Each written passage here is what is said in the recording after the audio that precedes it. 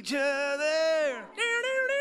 We got the world spinning right in our hands. All of the shows focused on family. Like they talked about family and how you work through family issues. We went camping and we're driving, and you know, sometimes like you can hold it and sometimes you can't hold it anymore, right? When you gotta go, you gotta go. Oh, this will work. I guess I'll just do it right here, right next to the van. And so my sisters go, "Oh, Scott, that's horrible." I'm like, guys, I haven't even started yet. True story. This is a true story. I had gotten sprayed by the skunk and I didn't even realize it. The entire ride home, their heads are out the window. I don't want to get sprayed by a skunk, but if I do, I want to share it with those who are closest to me. We are made for relationships, and relationships are what we're made for. And there's an intruder who comes to infiltrate. He's the enemy of our souls, the devil. All of this beauty, all of this intentionality, all of this goodness, it's gone. It's the power of lies. Because the enemy will tell us lies, we believe those lies, and those lies create wrong perspectives, and then as we act on those wrong perspectives, it breaks relationship. This is us by ourselves. Now, what the enemy wants to do, the enemy comes with his lies. He comes and he tells us lies, and what he tries to do is break what God has brought together. You should have married that person. Man, things are so bad. This is never gonna get any better. The whole world is out to get me. Why can't they be like my coworker? I'm not flirting. We're just having conversation. Uh-oh, come on, somebody. I need somebody else. And maybe the worst of all, God doesn't care.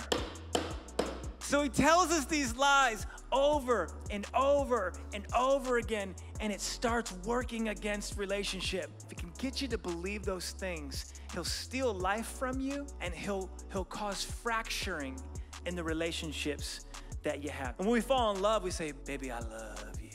Baby, I want to be with you for the rest of your life. You are my delight. You're beautiful, baby." But do you know what we're really saying? I love the way I feel when I'm with you. Really what we do, we make it about how we feel. What are we doing? We're making it about us.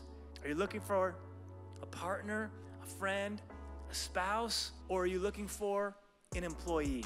We're looking for someone to fill the need that only God can fill and only God should fill, because there is only one person who life can ever be about, and his name is Jesus.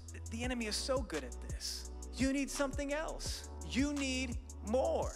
Discontentedness is never satisfied. If you are discontent now, you will be discontent when you get the thing that you think is going to bring you fulfillment.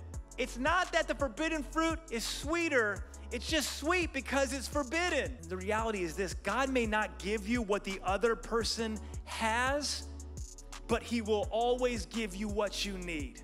My God will supply all your needs according to his riches and glory. Husbands and wives, what if we approached our marriages like that? Instead of being curious about chasing all of these things that won't satisfy, what if you got curious about the one that God has given you? Take care of what God's given you. Be curious about what God's given you. Steward what God's given you. Let that bring life to you. We need to own our part of the relationship. And when we do, we'll see that relationship grow. When there's lies, when there is deceit, when there is sin, you know what happens? We have a tendency to try to hide it, and then it doesn't get any better. You need to bring it to the light. If you've wronged someone, if you've sinned against someone, if you're hiding something, bring it to the light. Let God work on it and let that relationship come back together just how God intended. Something's inside of this thing, oh no, I've got to cover this up. Shame has come in. I've got to run away from God because God's gonna kill me. God's gonna completely remove me.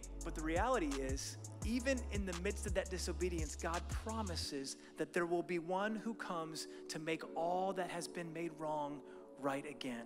How are we going to stop the lies of the enemy? We got to respond with truth and say, you know what?